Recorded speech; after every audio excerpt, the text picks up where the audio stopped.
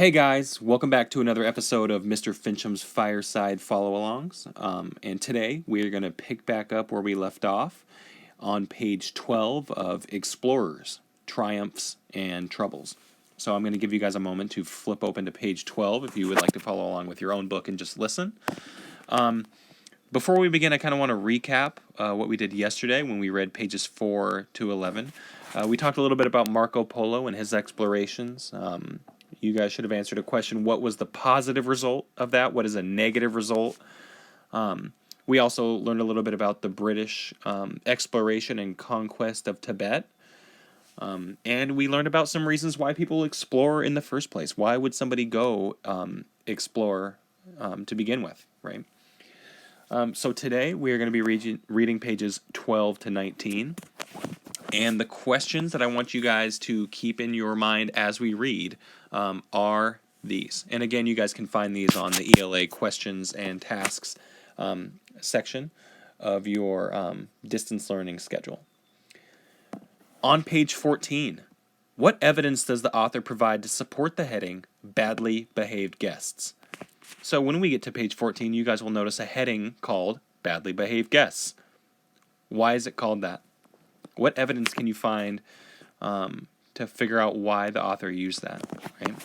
And the next one, we're going to be learning about two people, well, more than two people, but two primary people. Number one is a man named Cortez and another man named Montezuma. So the text-to-self connection question is this. Cortez behaved badly as Montezuma's guest.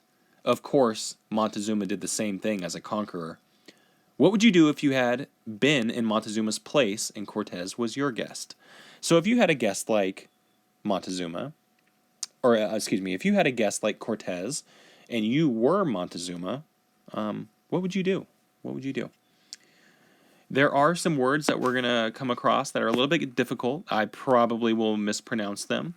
And you guys, can obviously do a Google search and find out the correct pronunciation if you need to. I have done the same thing, but I don't have as good of a pronunciation as some of you might. So just bear with me as we read.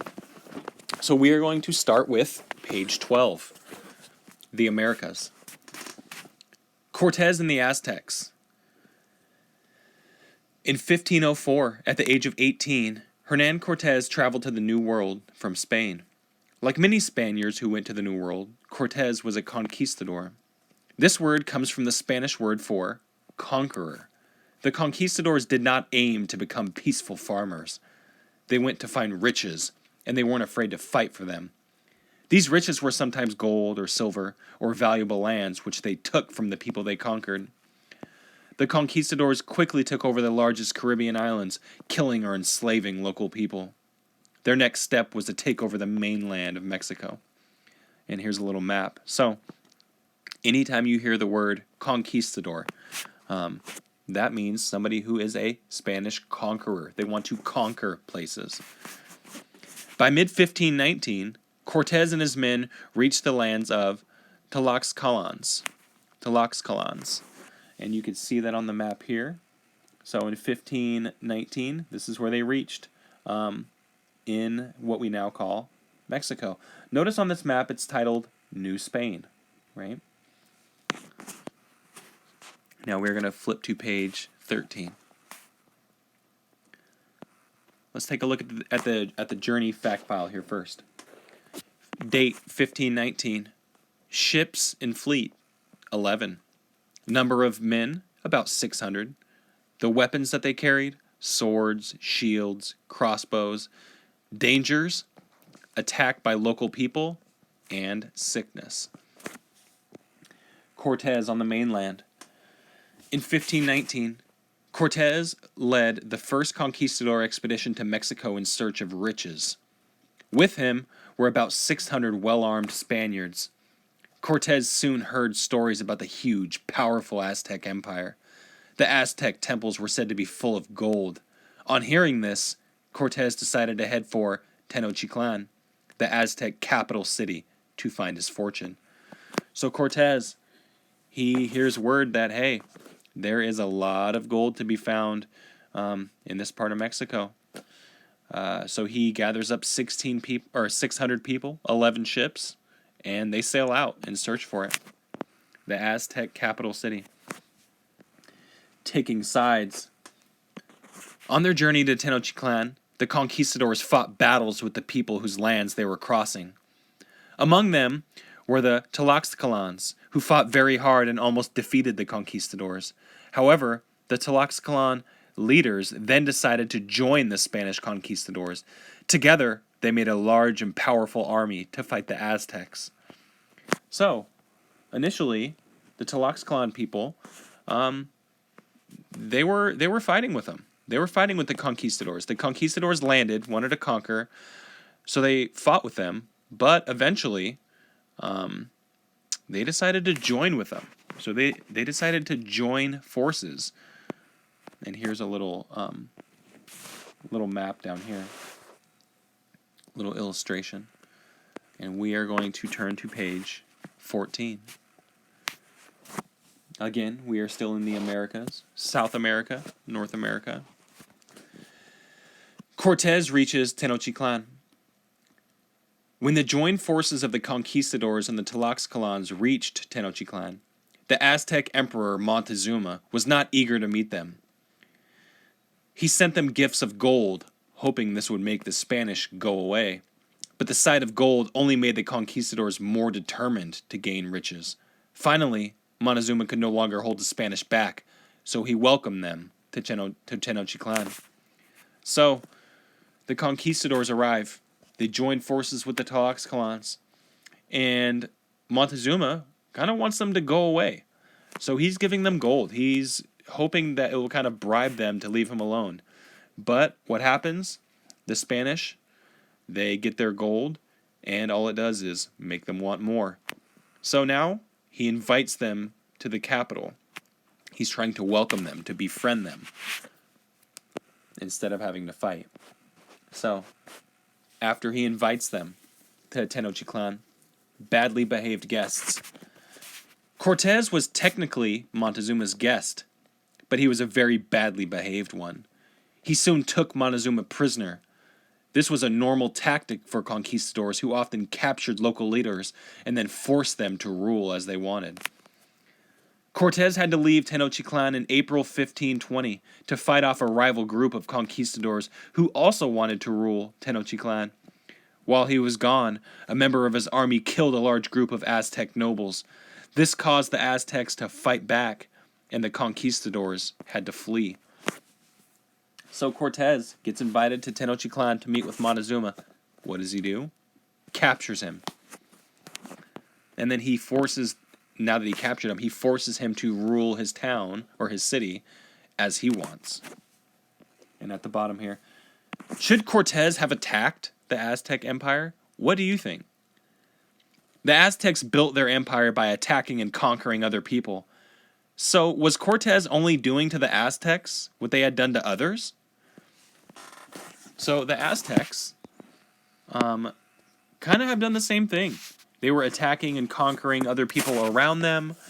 And then Cortez arrives, and he wants to do that exact thing to them. All right, now we are going to flip to the next page, page 15. The capture of Tenochtitlan. After fleeing, the conquistadors and the Tlaxcalans soon returned. They surrounded Tenochtitlan, and in August 1521, it was captured from the Aztecs. The huge Aztec Empire became part of New Spain, and although many local rulers were left in place, the Spanish were in control. The gold, silver, and other wealth of the Aztecs now belonged to the Spanish. By 1521, Cortez and his conquistadors had defeated the Aztec Empire.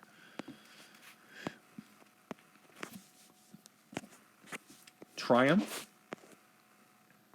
or trouble? So first let's start with triumph. Cortez was a bold adventurer and a great leader. The gold and silver he got from Mexico made Spain rich and powerful. And once they had conquered the Aztec Empire, the Spanish left many local rulers in place. So that was his triumph. He went there for riches, right? And that's what he got. Cortez accomplished his goal. Or trouble? Cortez was a ruthless, cruel man and was only interested in making himself rich. The Aztec Empire's wealth was taken back to Spain, leaving the local people with very little. Local leaders were controlled by the Spanish and could not make their own decisions. So the Spanish, they basically corrupted the leaders of the Aztec. They said, yeah, you can continue to rule, but you're going to rule the way that we tell you to. Now we're moving on to page 16. The Americas. Insert the search for El Dorado. Almost as soon as they arrived in the New World, Spanish conquistadors became obsessed with a legendary figure named El Dorado, which is Spanish for the Golden One. He was said to be a local ruler with almost limitless supplies of gold, and the conquistadors wanted to get their hands on it. So there's rumors about somebody named El Dorado, the Golden One. The Spanish, we know that they want gold, right? We already know that. They hear about this, and they want to track him down. They want that gold that he is rumored to have. Expedition from Quito. In 1541, a group of 200 conquistadors, along with about 4,000 local people and a variety of horses and dogs, set off to hunt for El Dorado. They left the city of Quito in what is now Ecuador in February and headed toward the Andes Mountains. By December 1541, the explorers had crossed the Andes Mountains, but the expedition was rapidly running out of supplies. And here's the route they took. Quito, through the Andes Mountains, on their way to try to find El Dorado. All right, now we're going to go to page 17. Let's look at the journey fact file here first. Date, 1541. Distance to the Coca River, 250 miles or 400 kilometers. The time it took, about 18 months, so about a year and a half.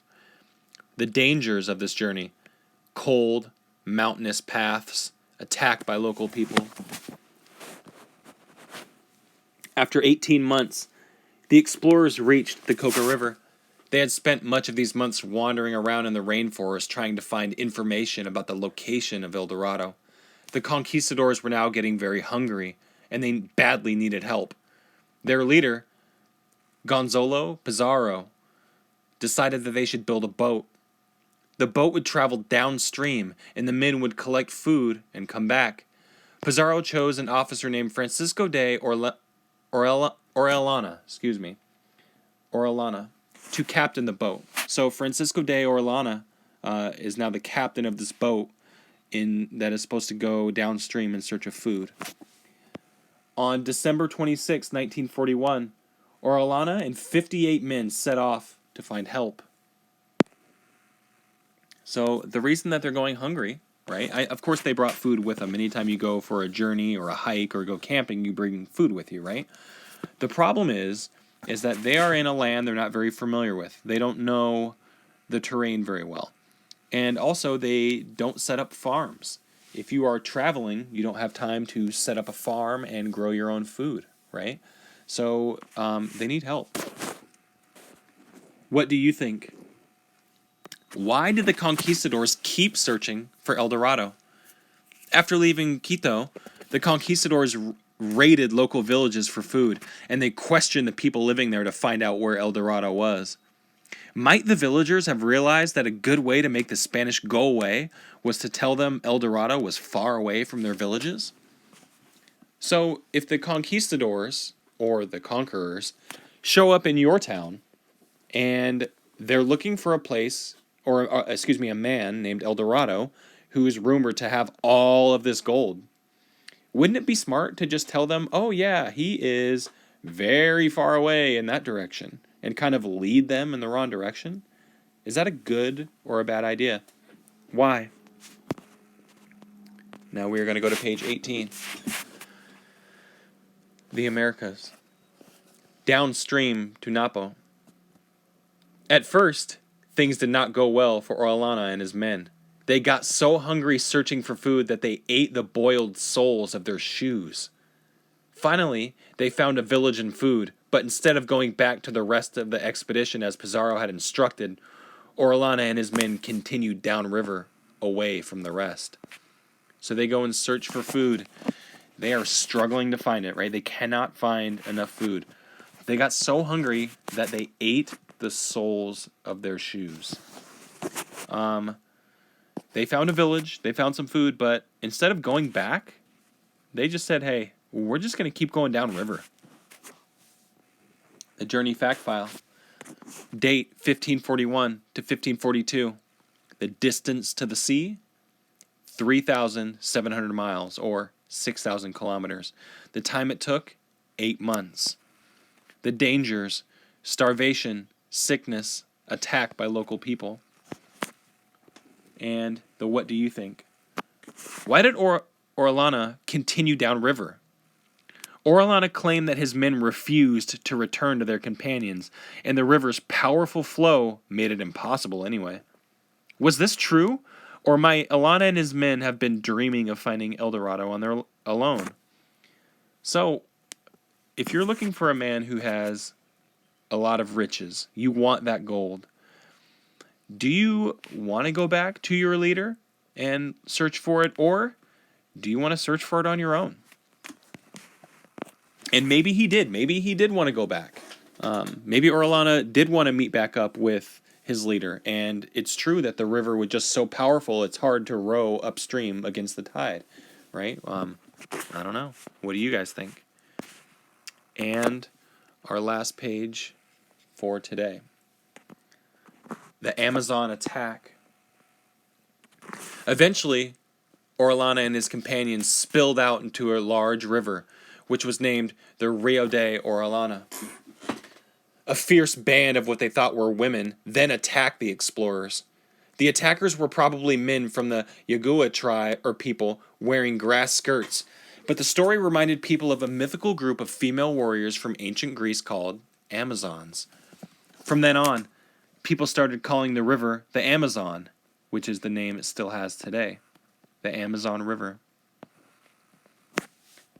The Atlantic Ocean. Eventually, Orellana and his men reached the Atlantic Ocean. They turned north up the coast, and by September 11th, 1542, they had reached the Spanish settlement of Cubaga Island, where they found safety. Triumph?